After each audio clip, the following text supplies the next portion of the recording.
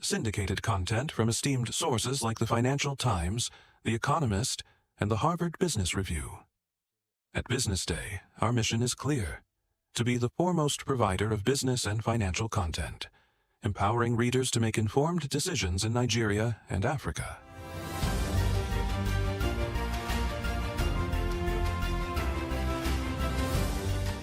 Since our establishment, we have been committed to delivering insightful, relevant, and accurate information about Nigeria's business and finance environment, while contextualizing the impact of global events.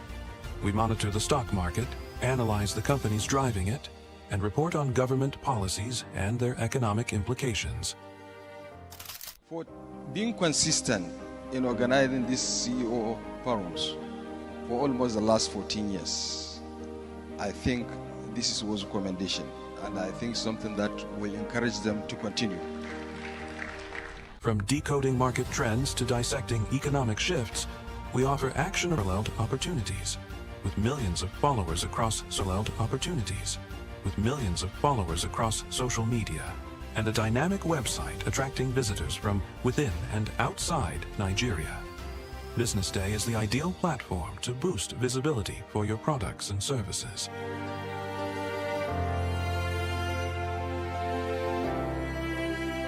If you're looking for in-depth analysis and expert opinions on Nigeria and Africa's business landscape, Business Day is your guide.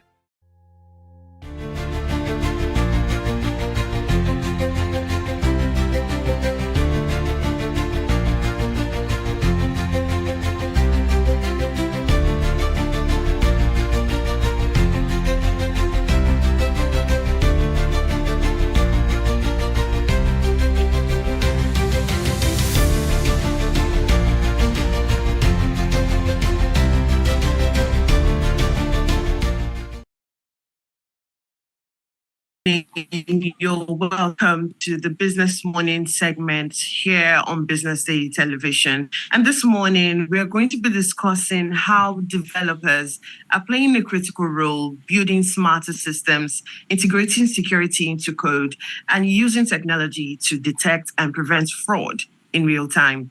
And joining us this morning to discuss extensively on this is a software development and cybersecurity expert, Abdurrasheed Koti. Good morning, Abdurrasheed. It's good to have you on the Business Morning. Good morning, and thank you for having me here. All right, let's start with the big picture. How serious is fraud today in fintech and e-commerce platforms?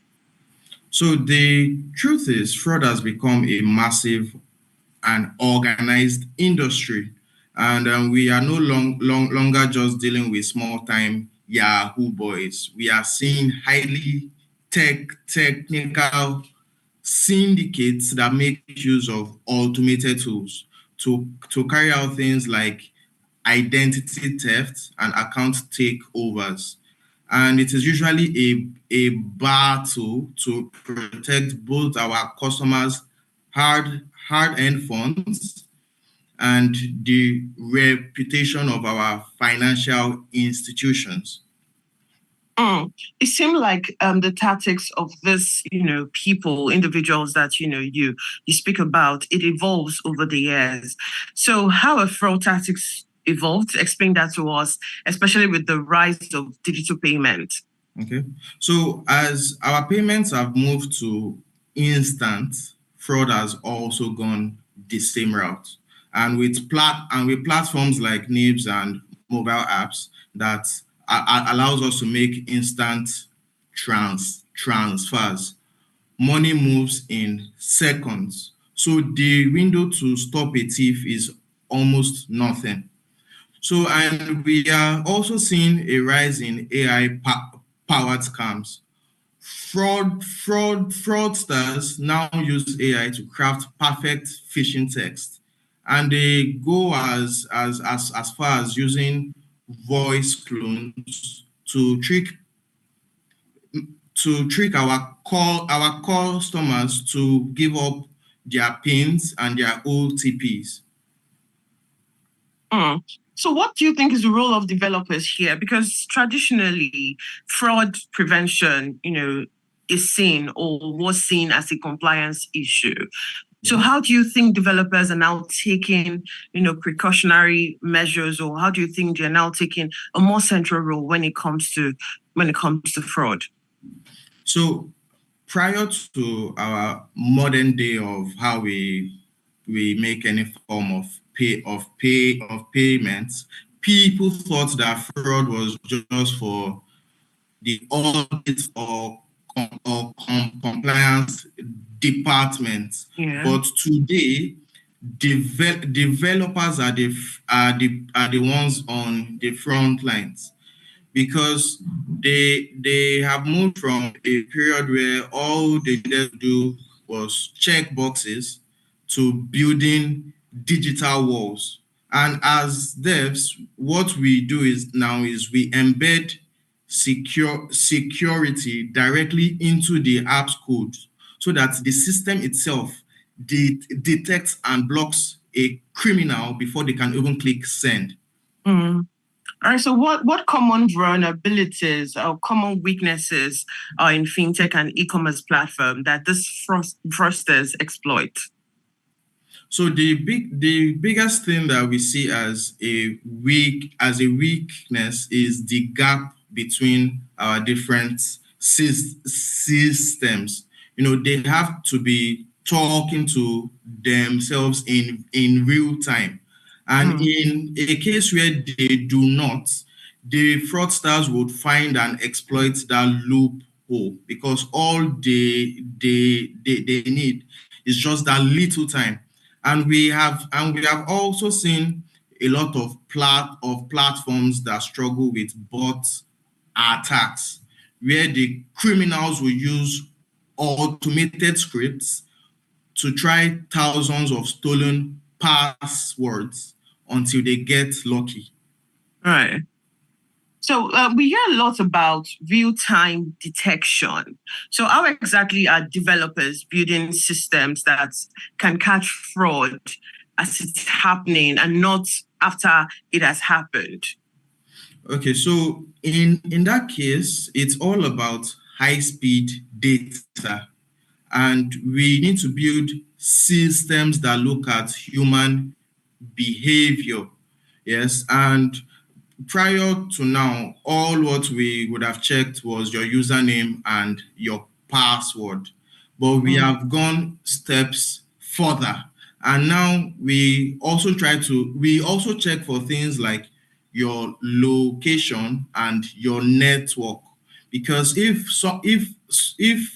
a fraudster that is in a different place tries to log into your account and moves a large sum, the system would know that this is not your usual place, and our system would flag it and stop it in milliseconds. Right.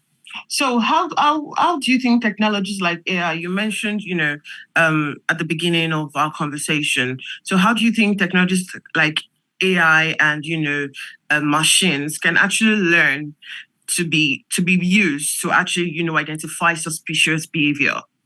So AI is now like a digital watchman that never sleeps. He's always constantly looking and learning. And it connects dots that the human eye would most likely miss. And by training our models on millions of past transactions, the AI learns what normal looks like. And it learns that depending on each user. Because in your own case, what would you do on a normals? Would you try and do any form of transfer by 2 a.m.? And what sum is it? Where would you do those type of things if you were to do it? Yeah. So, and if a transaction looks abnormal, even if it is slightly, the AI would catch it instantly and stop it. All right. There's always a trade-off. So how do developers ensure that strong security without having to make platforms frustrating for users? Because most times when they have to, go through all of these checks, that's when the users would be unable to make use of the platform, whatever platform it is, either fintech or e-commerce. So where is that trade-off going to be? How can they ensure that, the platform does not become frustrating for the consumers? Okay, so we use what we call risk-based authentication. Okay. We want our security to be invisible. You would not know until there is a real threat. So what this means, just like I had said, if you are paying your electricity bill or any form of bill, or you are doing a form of transaction, and it is from your usual place, like where you would do it, depending on the time too. Yeah, the experience would be smooth because all of these things knows that this is what you would normally do at certain times. Yeah, but if the system now sees that this is a high risk move, and what that means is that you are if you did your last transaction about 2 hours before now in Lagos here, and you are doing the next one in Japan 2 hours after that, of course, that is clearly an impossible thing because it does not take you 2 hours to move that far. So the system would detect that as a high risk move, and that is when you now see that it can ask you for your fingerprint, or it might ask you to do a scan of your entire face and ask you to smile, blink, and turn your head left or turn your head right. Right. And we call that frictionless security. All right. So let's talk about collaboration. We understand, or I understand, the banter amongst developers, product teams. We both understand that. So how do you think collaboration is important among the developers, the product managers, and also the compliance units in having to track fraud? Okay, so in this game, if you try to work alone, that is a dangerous game. It is a very bad thing that people now know to not do, because each team has what they are good at. Yeah. For instance, product knows the user experience. Yeah, and developers build the tech. Yeah. So if they do not talk, you would end up with an app that is either too hard to use or too easy for thieves to break into. Right. So just give us an advice for startups, for smaller fintech or e-commerce startups with limited resources. What are the must-have fraud prevention measures that they should have? So you don't really need to spend a lot of money to be safe. And of course, we need to always start with the basic things. Yeah, because in as much as how we might see them as small things, they are things that help a great deal. And the first is to enforce MFA. Yeah, because you always need a second thing that goes beyond their password to let them know that they are who they are. Then don't try to build everything by yourself. Yeah. Use established and secure payment gateways that already have fraud protection built in. And most importantly, you always have to ensure that your customer data is kept locked down. Now, like I mentioned earlier, fraudsters are evolving. As much as you're getting a solution to one of their tactics, they're evolving. So, what do you think? Or what do you expect in the future, and how do you think businesses can stay ahead of these fraudsters?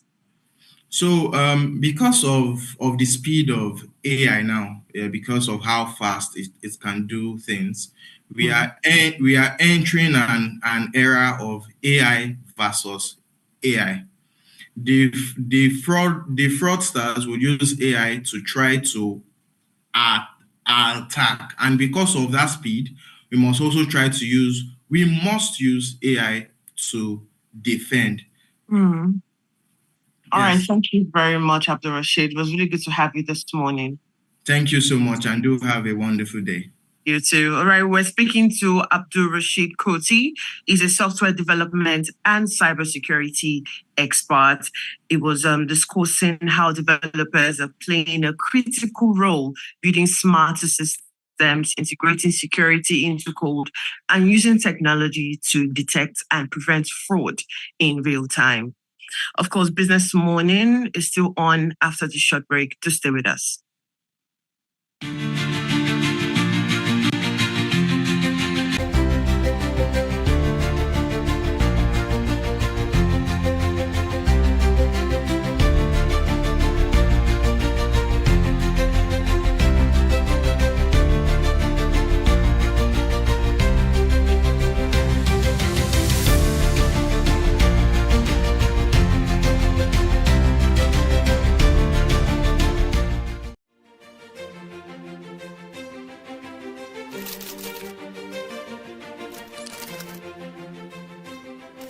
I am, of course, a great admirer of the impeccable credibility, professionalism, and business savviness of BusinessDay.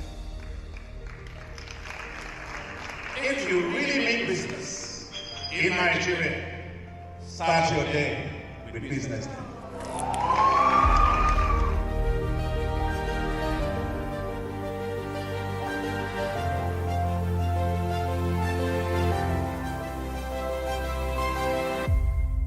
BusinessDay is West Africa's leading provider of business intelligence and information, delivering premium content across diversified media platforms, including online, mobile, and print.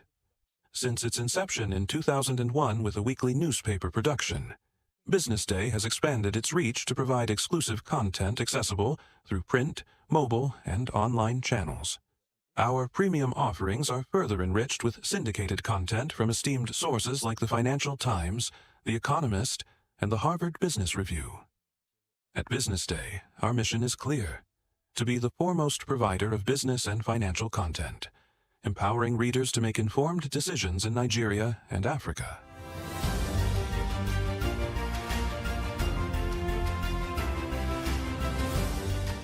Since our establishment, we have been committed to delivering insightful, relevant, and accurate information about Nigeria's business and finance environment, while contextualizing the impact of global events. We monitor the stock market, analyze the companies driving it, and report on government policies and their economic implications.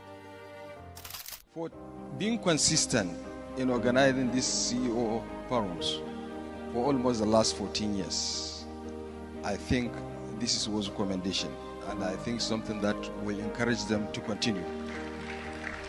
From decoding market trends to dissecting economic shifts, we offer actionable investment ideas and serve as a compass for decision makers navigating complexity. Beyond headlines, BusinessDay fosters discussions on critical economic issues through impactful conferences and events. These platforms bring industry leaders together to share narratives that drive innovation and spark meaningful dialogues. Our events galvanize connections, bridging the gap between inspiration and achievement. For businesses seeking visibility, our strong digital presence offers unparalleled opportunities, with millions of followers across social media and a dynamic website attracting visitors from within and outside Nigeria. BusinessDay is the ideal platform to boost visibility for your products and services.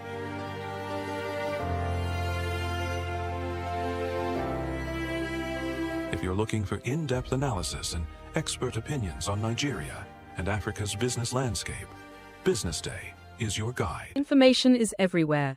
But insights, that is rare. Business Day Premium gives you analysis, data, and context that keep you ahead. Business Day Premium. Read deeper, decide smarter.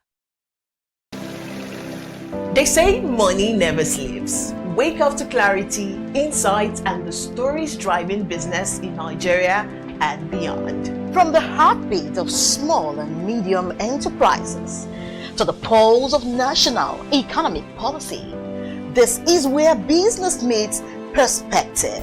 With expert guests, real-time analysis, and stories that matter to you. We go beyond headlines to bring you the full picture. Join us every morning as we break down the numbers, decode the policies, and spotlight the people shaping our economy. This is Business Money. We are not just showing off businesses, but telling the stories behind them. The hustle, the art, the orders, and the wins. Startup Spotlight, showing every Monday on Business Day television. Welcome to the Triumph Against Odd podcast. Most people go through their lives without knowing what their superpower is, right? But if you're lucky enough and determined enough to find your superpower before you get to a certain stage of your life, you will be incredibly successful. Look, the first thing is you just decide not to look at the challenges, because if you do, it's going to end you. The closest thing I think is that I had a deeply military background, which is a bit of a never say die background. I saw an opportunity in non-interest banking, and I felt that the demand was there. There was pent-up demand for it.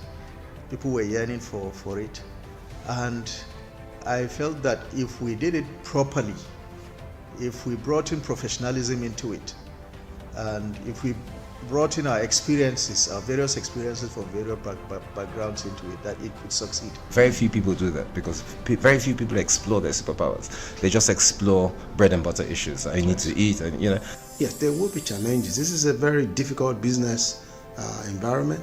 The government keeps working on how to make business easier. The first problem to overcome is really just starting, right? We thought about this idea for over 2 years before we even took the first step. You cannot ignore this country.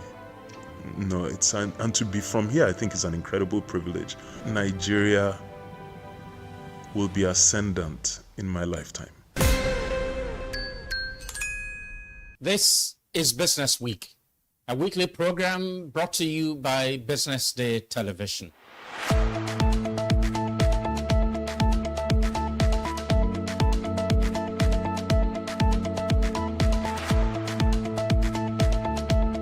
For many years, we've talked about the need to, essentially diversify our revenue stream away from, the huge dependence on oil revenues.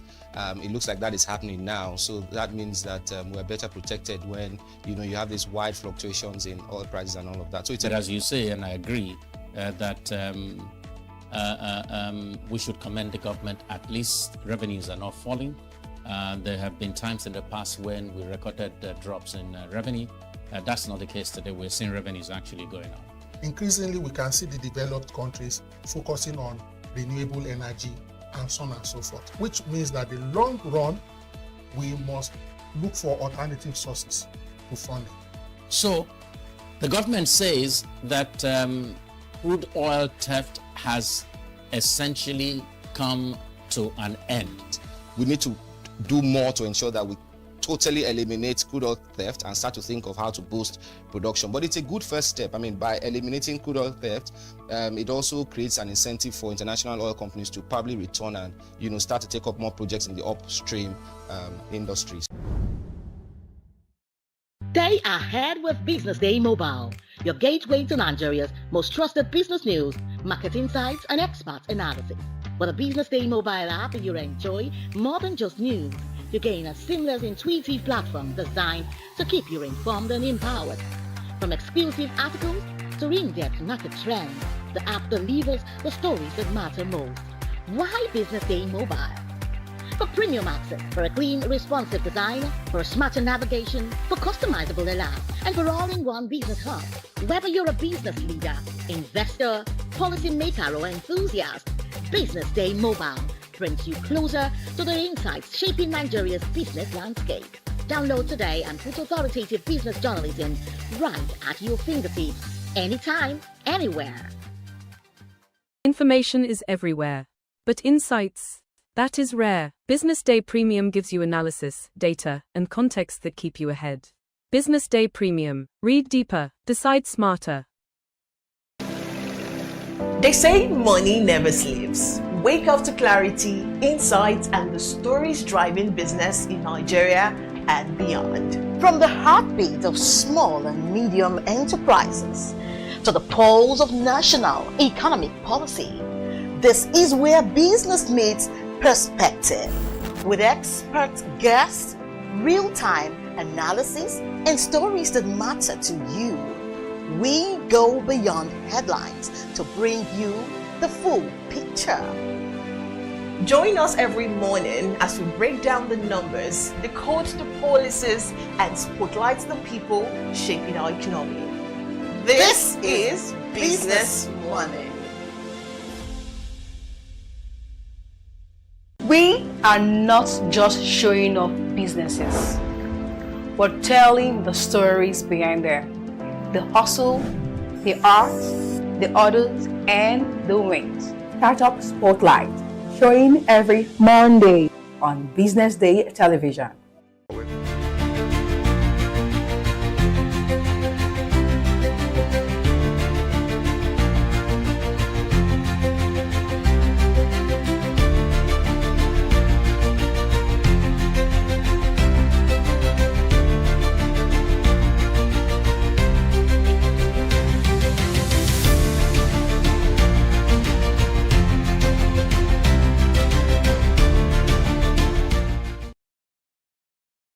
And you're welcome back to Business Morning. And our second conversation this morning, we're going to be discussing how software engineering is shaping the future of everyday life. And joining us this morning to explore this conversation is a senior software engineer, Emeka Mba. Good morning, Emeka. It's good to have you on Business Morning. Hey, good morning. Thank you for having me. All right, let's start broadly. How would you describe the role of software engineering in everyday life today? Yes, software engineering today is really the foundation of how modern life operates.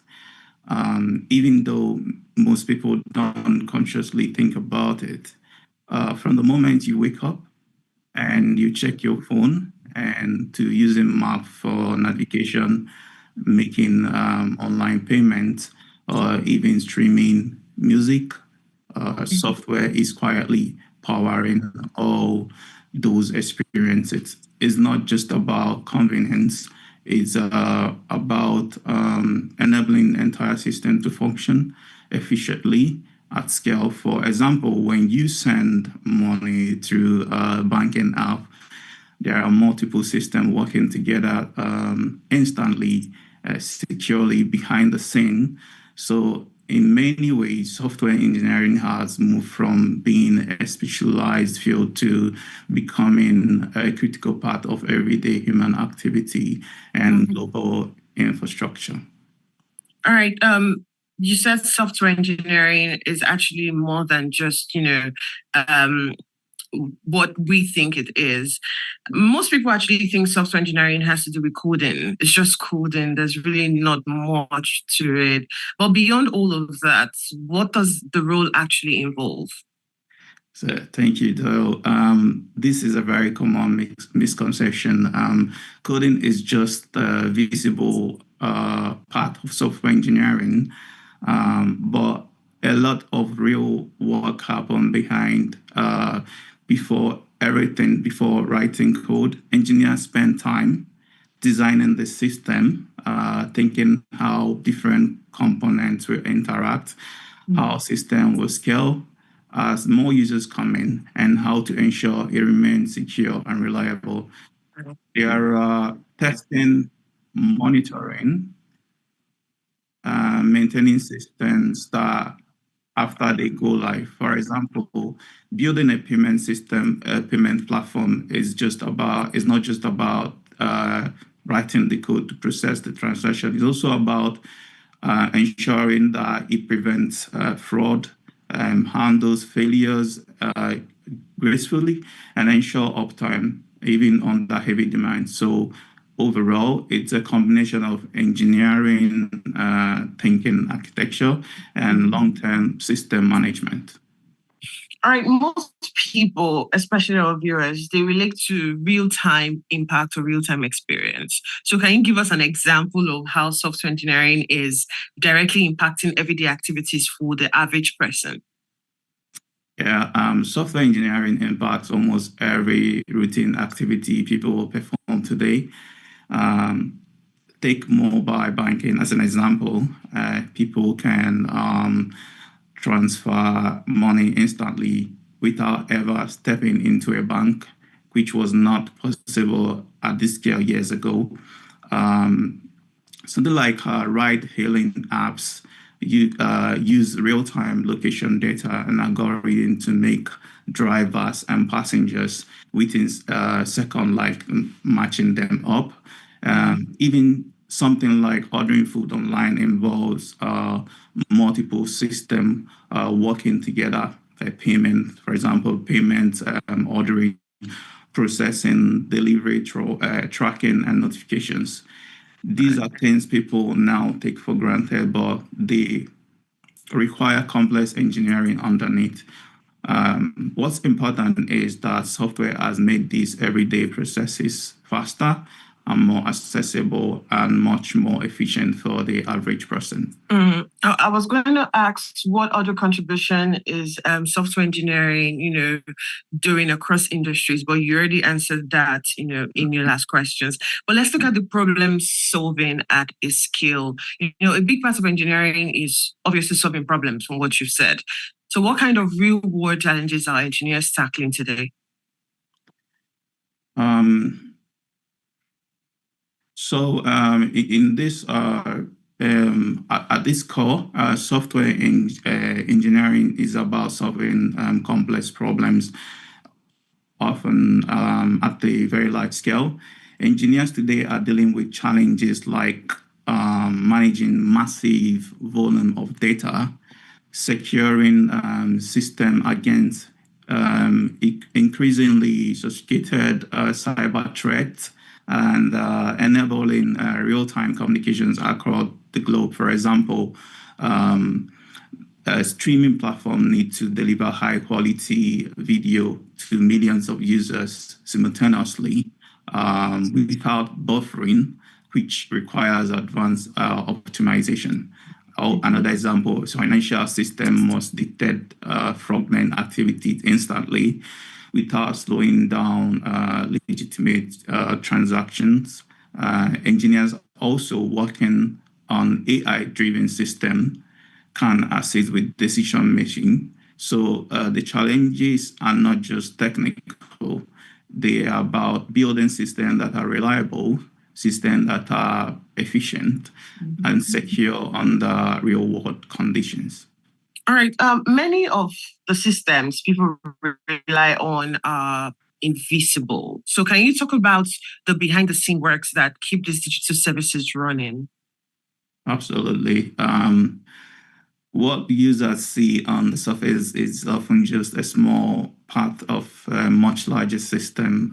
Behind the scenes, there are servers, there are cloud infrastructures, databases, and monitoring system all working together continuously.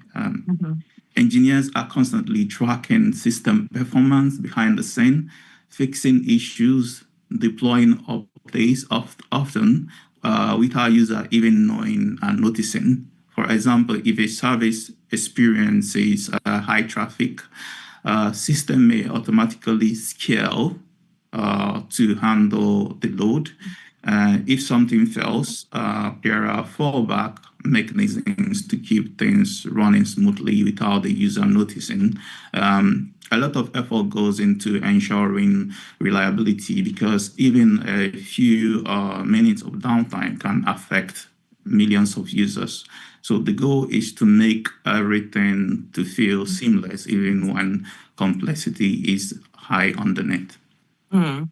All right, let's now speak about collaboration because I'm actually a believer of collaboration. We've seen that software engineers now work with designers, product managers, and also policymakers, funny enough. So how important do you think this collaboration is? Yes, collaboration is extremely important in modern software engineering. Building a successful product is not just about the technical challenge, it's about understanding users' business goals, regulatory requirements. Engineers work closely with designers to ensure products are intuitive and easy to use. They collaborate with product managers to prioritize features and align development with business objective. In some cases, they need to consider legal and regulatory framework, especially areas like finance, data privacy. For example, building a financial application requires both technical implementation and compliance with strict regulations. So with our collaboration, it's quite very difficult to build systems that are both efficient and widely usable. And let's talk about the challenges in the field. So what are some of the biggest challenges that software engineers face in building systems that impact millions of users? Yeah, one of the biggest challenges is mostly, I think, is scalability. Ensuring that the system can handle millions of users without slowing down or crashing. Another major challenge is reliability because users expect the system to be available almost all the time. Security is also critical as system must be protected against attacks, data breaches. For example, during a large event like online sales or live broadcast, traffic can spike dramatically and the system must still perform smoothly. On top of that, the engineers have to manage complexity across distributed systems that to make sure that everything are running smoothly. So it's really about balancing performance, reliability, and security at a very large scale. All right, let's look at skills for the future. When I hear software engineering, all I think about is the technical ability. So for the young people who want to go into, a career with software engineering, what other skills do you think they should be focusing on? I would say beyond the technical skills, I would say problem solving, critical thinking, and absolutely essential. The ability to break down complex problems and approach them logically is what really defines a strong engineer. Communication is also very important. Being able to explain ideas clearly to even to a non-technical person makes a big difference, especially when the software engineers start working within a team with other developers or working for a company. Another key skill is adaptability because today technology is constantly evolving. For example, the tools and maybe you learned some software skills that you know today, they might change in a few years. So being able to learn quickly, for example, now AI, everybody's talking about AI. Are you able to quickly learn new skills about AI and apply it? So overall, it's not just about knowing how to code, it's about how you think, how you learn, and how you collaborate. All right, let's look at the ethical responsibility now. For software engineers, you're either social or ethical. So do you think that, with so much influence on daily life, do software engineers carry a social or ethical responsibility? Yes, pretty much. They absolutely do. Software engineers are building systems that affect how people live, how people communicate, how people make decisions. So there is a strong responsibility to do that thoughtfully. This includes protecting user data, ensuring systems are secure, and being mindful of issues like being biased in algorithm, especially in AI system. What I mean, for example, is if a system is making decision about loans or hiring, it needs to be fair and unbiased.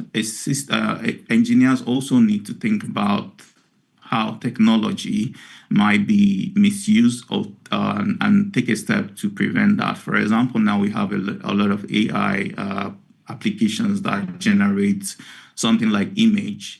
Yeah, so there are some type of images that software will not be able to generate because of some societal issues, to prevent issues like nudity and violence and things like that. So it's not just about building something that works, it's about building something that is responsible and beneficial to society as a whole. All right, let's look at the future. How do you see software engineering shaping the future in the next 5 to 10 years? Yeah, in the next 10 to 5 years, I believe the future of software engineer will be now that AI is advancing. We expect that the AI will advance more, and a lot of things. There's going to be a lot of possibilities, new possibilities. All right, thank you so much, Emeka. It was really good to have you on Business Morning. Thank you so much. All right, we're speaking to Emeka Mba. He's a senior software engineer, and he was speaking to us about how software engineering is shaping the future of everyday life. And we've come to the end of Business Morning this morning. Do have yourself a beautiful morning as I come your way again. Have a good morning. All right, Emeka. Thank you so much. Have yourself a good morning.